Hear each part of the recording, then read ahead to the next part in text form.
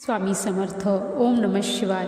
श्री शिवलीलामृत अध्याय 9. भस्माने ब्रह्मराक्षसाचा उद्धार. भाव तेथे देव. श्री गणेशाय नमः. जो सतत शिवनामाचा घोष करतो तो जन्ममरणाच्या फेऱ्यातून मुक्त होतो. नुसते शिवशिव असे म्हटले असता काळी काळावर विजय मिळवता येतो. शिवनामावर ज्याची आसक्ती असते त्याला पुन्हा जन्म घ्यावा लागत नाही. शिव शिव म्हणणारा शिवरूप होतो. विषय सुखात जसे मन गुंतते तसे शिवनामात मन गुंतावे म्हणजे सर्व बंधने तुटून जातात. जे शिवध्यानात मग्न होतात ते खरोखर धन्य होत. याविषयी नैमिषारण्यात सुतांनी शौनकादी ऋषींना एक प्राचीन कथा सांगितली. ती आता लक्षपूर्वक ऐका. सूत म्हणाले, ऋषी हो, पूर्वी वामदेव नावाचा एक महाज्ञानी शिवयोगी होता. तो सतत शिवध्यानात मग्न असे. शांत, दांत, उदार असलेल्या तो सर्वांगाला भस्म लावून दिगंबर अवस्थेत एकटाच कुठेतरी फिरत असे. काय करावे, कोठे जावे, काय घ्यावे, काय टाकावे याचा तो कधीच विचार करीत नसे. सगळे विश्व त्याला शिवस्वरूप वाटत असे. त्याला राग, लोभ, शोक, मोह काहीही नव्हते. त्याला घरदार, कुटुंब नव्हते. त्यामुळे तो कशाचाही संग्रह करीत नसे. तो सतत मौन धारण करीत असे. ज्ञान, चर्चा व शिवस्मरण याशिवाय तो कशासाठीही तोंड उघडत नसे.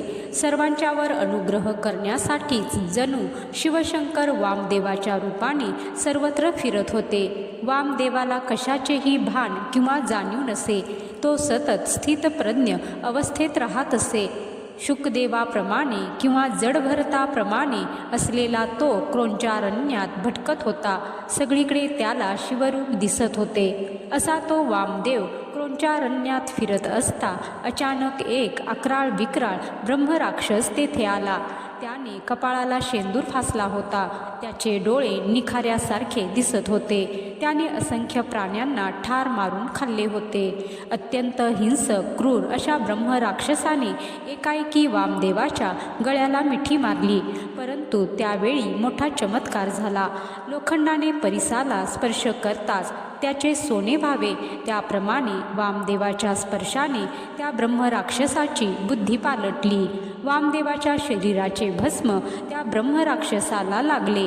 त्या भस्म प्रभावाने त्याचा राक्षसभाव नाहीसा झाला. परंतु वामदेवाला याची काहीच जाणीव नव्हती, कारण तो सदैव ध्यानावस्थेत असे. सुख, दुःख, उष्ण, थंड, निंदा, स्तुती यातील कशाचे भान त्याला नव्हते. तो सदैव ब्रह्मानंदात असे. अशा त्या योगींद्र वामदेवाच्या स्पर्शाने त्या ब्रह्मराक्षसाची सर्व पापे जळून भस्म झाली. त्याला दिव्य रूप प्राप्त झाले. त्याने वामदेवाच्या पायांना मिठी मारली. आता त्याला मागील 1000 जन्मांचे ज्ञान झाले. मानस सरोवरातील जलपानाने कावळा जसा हंस होतो तशी अवस्था त्या ब्रह्मराक्षसाची झाली. तो हात जोडून वामदेवाला म्हणाला, गुरुवर्य, आज तुमच्या दर्शनाने मी पावन झालो. तुमच्याशी 2 शब्द बोललो तरी मी शिवपदाला जाईन. आज मला माझ्या मागील 1000 जन्मांचे ज्ञान झाले आहे. परंतु 25 जन्मात माझ्या हातून जी महापातके घडली ती सांगतो. पूर्वी मी दुर्जय नावाचा राजा होतो. त्या जन्मात मी अत्यंत निर्दय, क्रूर, अनाचारी होतो. मी प्रजाजनांना अतिशय पीडा देत असे. वाटेल तसे मी वागवत असे. वेद, शास्त्र, पुराणे यांची मला गंधवार्ताही नव्हती. मी कधीही धर्माचरण केले नाही. ब्रह्महत्यादी अनेक महापातके मी केली. मी असंख्य परस्त्रियांना पळवून आणून त्यांचा उपभोग घेत असे. मला प्रत्येक वेळी नवीन स्त्री लागत असे. एकदा भोगलेल्या स्त्रीचे मी पुन्हा तोंडसुद्धा पाहत नसे. मी ब्राह्मण, क्षत्रिय, वैश्य, शूद्र, चांडाळ इत्यादींच्या हजारो स्त्रिया पळवून आणल्या व त्यांचा उपभोग घेतला. असंख्य स्त्रियांचा उपभोग घेऊनही माझे समाधान होत नसे. मी मद्यपान व अभक्ष भक्षण केले. या पापकर्मामुळे मला क्षयरोग झाला व त्यातच मला मृत्यू आला. यमदूतांनी मला पकडून यमपुरीत नेले.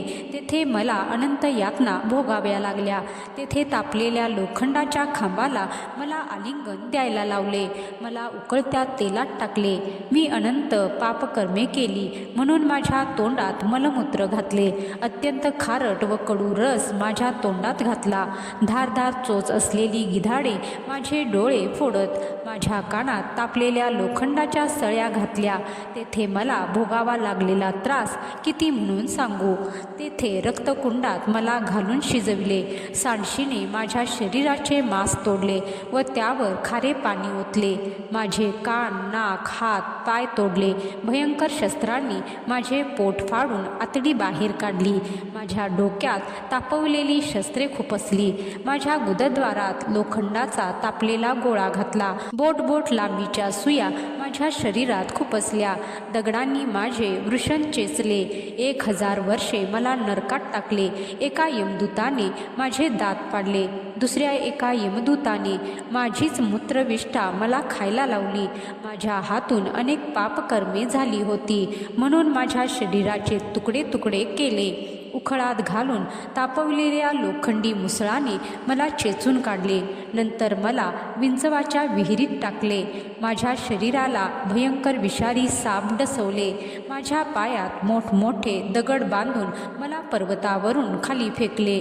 लोखंडाच्या काट्यांवर उभे केले. निखाऱ्याच्या अंथरुणावर मला झोपविले. मला लोखंडाचे चणे खायला लावले. एका यमदूताने माझे ओठ फाडले. माझ्या शरीराची 8 अंगे करवतीने कापली. माझ्यावर भयंकर भूते सोडली. काचेचा व शिशाचा रस मला प्यायला लावला. माझ्या यातनांना काही अंतच नव्हता. अशा रीतीने 3000 वर्षे नरक यातना भोगल्यावर मला पृथ्वीवर ढकलून दिले. मग मला वाघाचा जन्म मिळाला. दुसऱ्या जन्मी मी अजगर झालो. तिसऱ्या जन्मी लांडगा. चौथ्या जन्मी डुक्कर. 5व्यात सरडा झालो. 6व्या जन्मी कुत्रा. 7व्या जन्मी कोल्हा. 8व्यात गवा. 9व्यात मी वानर झालो. 10व्यात गाढव. त्यानंतर मुंगूस व कावळा झालो. 13व्या जन्मी बगळा झालो. 14वा जन्म रानकोंबड्याचा. त्यानंतर गिधाड. मग मांजर. त्यानंतर मी बेडूक झालो. 18व्या जन्मी मी कासव झालो. त्यानंतर मासा. पुढे उंदीर व घुबड झालो. 20व्या जन्मी मी रानहत्ती झालो. त्यानंतर उंटाचा जन्म मिळाला. त्यानंतर निषाद व आता राक्षस झालो. गुरुवर्य, आज तुमच्या दर्शनाने मला माझ्या 1000 जन्मांचे ज्ञान झाले. मी आज पावन झालो. गंगा स्नानाने पाप जळून जाते. चंद्र ताप नाहीसा करतो. कल्पवृक्ष दैन्य दारिद्र्य नष्ट करतो. परंतु संत सज्जनांच्या सहवासाने पाप ताप दैन्य नाहीसे होते. त्या ब्रह्मराक्षसाचे बोलणे ऐकल्यावर योगींद्र वामदेव म्हणाला, पूर्वी एक ब्राह्मण होता. त्याचे वागणे अगदी वाईट होते. तो एका शूद्र स्त्रीच्या नादी लागला. तेव्हा तिच्या पतीने संधी साधून त्या ब्राह्मणाला ठार मारले व त्याचे प्रेत गावाच्या बाहेर फेकले. त्यावर कोणतेही संस्कार केले नाहीत. यमदूतांनी त्याला पकडून मारझोड करीत यमलोकात नेले. तेथे त्याला अनेक यमयातना भोगाव्या लागल्या. इकडे काय झाले? एका शिवमंदिरापुढे पुष्कळ भस्म पडले होते. त्या दिवशी महाशिवरात्री होती. मंदिरात लोक शंकराची पूजा अर्चा करीत होते. त्यावेळी तेथे एक कुत्रा आला. तो शिवलिंगाकडे पाहत पाहत त्या भस्मात लोळला. तेथून तो उठला व तिथे त्या ब्राह्मणाचे प्रेत पडले होते तेथे गेला. तेथे योगायोगाने त्या कुत्र्याच्या अंगाला जे शिवभस्म लागले होते ते त्या प्रेताला लागले. तेव्हा तो ब्राह्मण पापमुक्त झाला. तेव्हा यमदूतांनी त्याला नरकातून बाहेर काढले. शिवदूतांनी त्याला विमानातून शिवलोकात नेले. त्या ब्राह्मणाचा उद्धार झाला. शिवभस्माचे महात्म्य फार मोठे आहे. त्या पवित्र भस्माची थोरवी सांगावी तेवढी थोडीच आहे. तो ब्रह्मराक्षस हात जोडून वामदेवाला म्हणाला, गुरुराया, मला भस्म महिमा सविस्तर सांगा. शिवभक्ताने कोणते भस्म लावावे, ते कसे लावावे हे सर्व जाणून घेण्याची माझी इच्छा आहे. वामदेव म्हणाला, ऐक. पूर्वी एकदा अत्यंत पवित्र अशा मंदार पर्वतावर भगवान शंकर सर्व देवांच्या समवेत बसले होते. यक्ष, गंधर्व, किन्नर, चारण, पिशाच, गुह्यक, देव, उपदेव शंकराच्या समोर बसले होते. याशिवाय मरुदगण, पितृगण, 11 रुद्र, 12 आदित्य, 8 वसु, अष्टभैरव अष्टद्विकालही तेथे आले होते. त्याचप्रमाणे 88,000 ऋषी, 60,000 बालखिल्य, पाताळलोकातील नाग, पृथ्वीवरील राजे शंकराच्या जवळ बसले होते. ब्रह्मा, विष्णू, इंद्र, वीरभद्र, 60 कोटी शिवगण व नंदी शंकराच्या समोर बसले होते. त्यामुळे सनतकुमार तेथे आले. त्यांनी शंकरांना नमस्कार करून भस्मविधी विचारला. भगवान शंकर म्हणाले, पवित्र अशा गायीच्या शेणाच्या चांगल्या गोवऱ्या करून त्या वाळवाव्यात. त्यात मातीचा एक कणही असू नये. नंतर त्या गोवऱ्या जाळून त्यांची राख करावी, तेच भस्म. नंतर ते भस्म शिवगायत्रीने ओम तत्पुरुषाय विद्महे महादेवाय धीमहि तन्नो रुद्र प्रचोदयात अभिमंत्रित करावे. प्रथम अंगठ्याने वर लावावे, नंतर मस्तकाभोवती लावावे. भस्म लावताना तर्जनी, अंगठ्याजवळचे बोट व करंगळी वापरू नये. कपाळावर 2 बोटांनी भस्म लावावे व अंगठ्याने मध्यरेषा काढावी. नंतर त्रिबोटाने सर्वांगास भस्म लावावे. या भस्मभूषणाने आपल्या हातून झालेली सर्व पापे जळून भस्म होतात. त्याचप्रमाणे मद्यपान, ब्रह्महत्या, अभक्ष भक्षण इत्यादी महापापे सुद्धा भगवान शंकराच्या या पवित्र भस्माने नष्ट होतात. सनतकुमारांना शंकरांनी सांगितलेला भस्म महिमा वामदेवाने त्या ब्रह्मराक्षसाला सांगितला. त्याच वेळी कैलासहून दिव्य विमान आले. ब्रह्मराक्षसाला दिव्य देह प्राप्त झाला. शिवगणांनी त्याला विमानातून शिवलोकात नेले. तो ब्रह्मराक्षस शिवस्वरूप झाला. संत सज्जनांच्या सहवासाचे महात्म्य फार मोठे आहे. वामदेवाच्या संगतीने ब्रह्मराक्षसाचा उद्धार झाला. भाव तेथे देव. मंत्र, तीर्थ, द्विज, देव, गुरु, यज्ञ, ज्योतिषी व औषध किंवा वैद्य यावर पूर्ण श्रद्धा असावी लागते. अशी श्रद्धा असेल तरच त्याचे फळ मिळते. जशी श्रद्धा तसे फळ किंवा भाव तेथे देव हेच खरे. श्रद्धेशिवाय भाव भक्तीशिवाय सगळे व्यर्थ आहे. याविषयी एक प्राचीन कथा अशी. पूर्वी पांचाळ देशात सिंहकेतू नावाचा एक थोर राजा होता. तो अर्जुनासारखा मोठा पराक्रमी होता. एकदा तो आपला दलभार घेऊन शिकारीसाठी वनात गेला. त्याच्याबरोबर अनेक शबरही होते. त्या वनात फिरता फिरता त्यांना एक शिवमंदिर दिसले. एक शबर त्या मंदिरात गेला. मंदिराची खूपच पडझड झाली होती. त्यातील शिवलिंगही वेडे वाकडे झाले होते. शबराने सिंहकेतू राजाला ते शिवलिंग दाखविले. राजा म्हणाला, शिवलिंग फारच चांगले आहे, परंतु या शिवलिंगाची मनोभावे पूजा अर्चा केली पाहिजे. अनेक लोक देवपूजेचे नुसते दुकान मांडतात, मोठा डामडौल करतात, देवाच्या उत्तम प्रतिमा बसवितात, पूजेचा मोठा थाट करतात. परंतु परमेश्वराविषयी भावभक्ती नसेल, प्रेम नसेल तर बाह्य अवडंबराला काडीची किंमत नाही.